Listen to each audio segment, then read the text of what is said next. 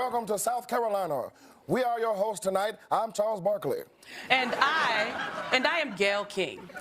And we're the co-hosts of a real CNN show that combines our two names, King Charles. Yeah, I thought it should be Gay Bar. But then I was told that was terrible. Yes. Terrible. Well, it goes without saying, we love that sketch on Saturday Night Live when we saw it a few weeks ago. Although we did have a few notes on that. Good thing, though, that Charles's alter ego is here. We're very excited that Kenan Thompson is in the house. He's the longest-serving SNL cast member ever. The Washington Post, I love this description of you, Kenan, called you a sketch comedy savant. Oh, nice. He has been acting since he was a little kid on Nickelodeon's All That and Kenan and Kel, remember that, and the Good Burger movies. And if that isn't enough, he also wrote his first book. Do you mind if we mention the book? Please. He also wrote his first book. It's called When I Was Your Age. Welcome to you, Kenan Thompson. Thank you very much. What a pleasant intro. Thank you. Well, when it says the longest member standing, 23 years, you were the longest standing member of Saturday Night Live. 21st, wow. But yes. Yeah, it's a long time. I mean, I can't even imagine where all that time went, honestly. Because I still feel young, you know? And you still look young. But when you're sitting in front of somebody that you've done an imitation of them, do you get a little nervous? Do you think, I hope they're not angry? You know clearly he's not. Do you get nervous about that? Yeah, because we're not out to offend, you know what I mean? We just have. You're not out to offend? I'm not personally, no. But some people strike you funny. So, you know, you have a very specific tone. Yeah. You know what I mean? And you're a big presence on TV. What is his tone? You. Yes. It's just down in here, you know? It's just a very southern baritonal. I'm a very tall person, so that's how I sound. First of all, how I sound. It's a tremendous compliment. It is. First and foremost. Tremendous. But like, I've said this.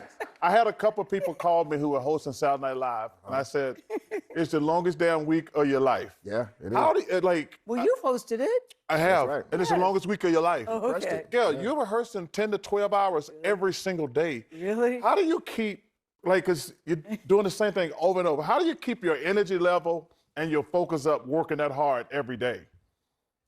Number one, it's a dream come true. You know what I mean? Wait, there's the two of you together. Yeah, that was a great That's the one. prison scene. That's great. Yeah, that was a great one. Number two, it's different for the host. The host has a lot of responsibility. Yeah. Like, we're there more in a supportive role. Third, I work with amazing people, brilliant people in the cast, in front of the camera, behind the camera. You know, it's a several hundred people family, you know what I mean, that are trying to build something new every single week. And yeah, man, you did such a great job that week. Did he do a good job? He really did, because I remember when he came in day one, he was like, I've never worked more than 2 hours my whole life. That's what I'm he not said? about to start now. And I was like, I don't know about that. Like, you might have, you know, a little different of an experience. It's amazing. Because it is fun. Yeah, it is fun. Like, it keeps changing. It's sketch comedy, so it's constantly refreshing. So that's how I think 20 years goes by before you even realize, like, what's going on. Do you ever worry about hurting somebody's feelings when you're doing their impression? Yeah. I mean, kind of like any sort of like negative feedback I think that you get from doing, you know, an impression of somebody, I don't think is ideal. Not for me as a performer or any of the performers that I've been around at the show since I've been there. You know, we're just not those kinds of people. I know, but I think Charles is right. I think you have to be able to laugh at yourself. You definitely do. The first time it pops up, though, Kenan, when you see yourself being imitated on Saturday Night Live, you do have that moment like, oh, God. Oh, yeah. It's like, is that what they think of me? Yeah, right. Yeah. I hope this is going to go well. But you do have to have a sense of humor. And you do, and that then it's all in also, good fun. The responsibility on our end is to do it with some, you know, a level of respect. You know what I mean? As far as like getting it right is concerned. Like, if we're mimicking something and we're just like highly exaggerating, then that's a little egregious, you know what I mean? But a lot of the time it's pretty close to like what's actually kind of happening, and that lets us laugh at it. That's the thing, especially when it comes to politics. Many people think SNL is dead on when it comes to politics, and their take on political figures that are in the news right now. Some people, and then there's other people that are like, shame on y'all, and like, this is sad, and SNL has been It's sad the way both whatever. of these parties, like, just whatever you do to one party, they hate the other party. But they're Everything equal is very opportunity one-sided offenders, the though. other You're these days, you're equal opportunity offenders, I think. We try to be, we try to be, you know, like neutral and just, you know, I say this a lot, but like really just hold the mirror up to society. Like that's our job, you know? Yes. You know, you always think about, like, you've done everybody. Wait, I thought they said they had some pictures when we were dressed up like women. Yeah. Because like, I've been a woman every time I've been on the show. And it's like, I'm like, because I'll try anything. Will you try anything? I will, because Gail, when you sit down on Monday, yes. On Monday, you sit with like 30 writers and they just throw ideas at you. They have to have them written by Tuesday. then you start really rehearsing on Wednesday. And I always said, I've hosted it 4 times. I'm like, yeah, I dress up like a woman. I mean, I'm a good-looking woman. And, but it's all. If you do say so yourself. Yeah, I'm just telling what the public says. Okay. But, this is probably the most nerve-wracking thing to me, Gail. The monologue? The monologue. Okay. I mean, Because it's just you. the monologue is the hardest part. Yeah. Yeah. You've done it well. You've done it for, oh, look at this. Oh, man, we've been buddies We've been every for a time you've been long on it. I love it. I love it. Look, you're so big. But Charles, but Kenan, when you started though, you've been doing this since you were a little kid. You had were you imitating a TV show, a CNN type show? We used When to you were a little boy? yeah. My brother and I grew up in the cable era, like when HBO first came out. You know what I mean? So that was when we were able to see movies over and over and over again without having to pay for it.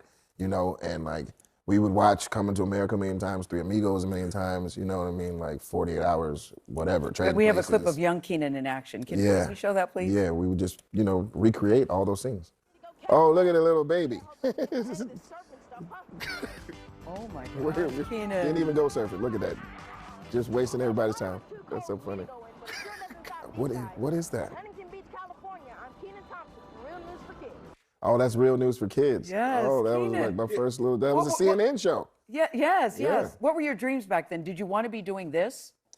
Yeah, or something. You know, something I like was that. obsessed with the television. I wanted to be, inside of it. Number one, like just to figure out how that worked.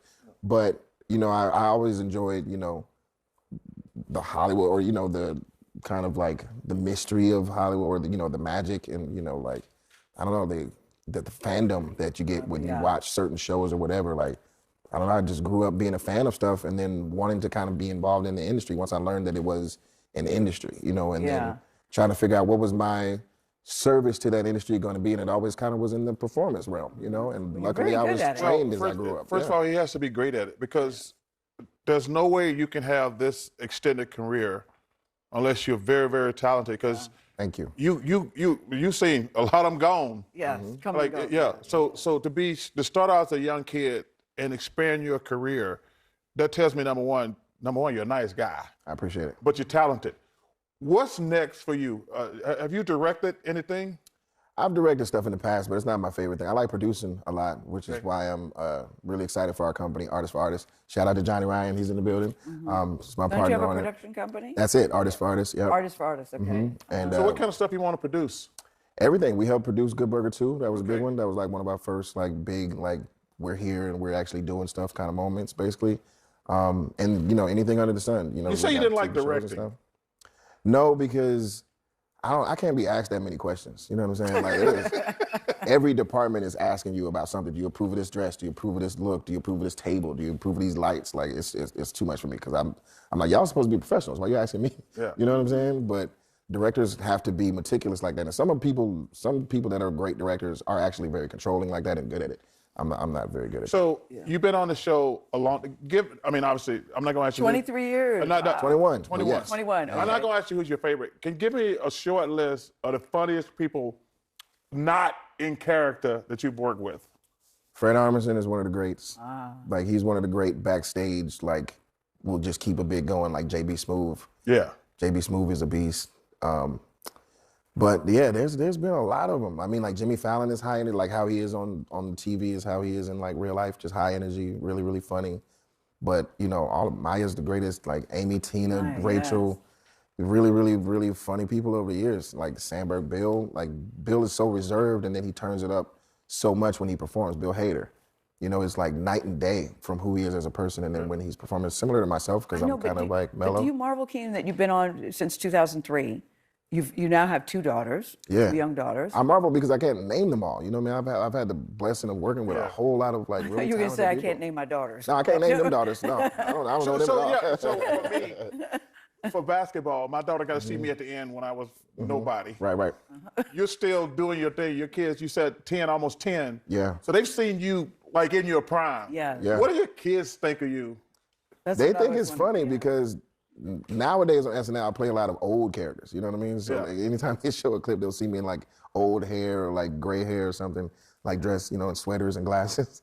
And they're like, why were you such an old person on the thing? And I'm like, I tend to do that a lot because it's a funny like performance zone for me and the audience. Like the audience likes to see me, when I'm in character and stuff like Do that. you have a favorite character? Because it was interesting asking people on the street. This one, is that your favorite character? Too? It was my favorite sketch. Yeah, What's Up With That was real strong, and I really loved it because it was personal. Like I had an idea, and then like Black Jeopardy. me and Brian Tucker I got love to Black execute. Jeopardy, Yeah, Black Jeopardy is incredible. Shout out to Chadwick Boseman. That was the greatest one that we ever did, I think. Besides like Tom Hanks' one. Those two were like the strongest Black Jeopardies. But Black Jeopardy had Drake. Black Jeopardy had Elizabeth Banks. And it was a great, great, great sketch. How many fools walk up to you and say, "Make me laugh"?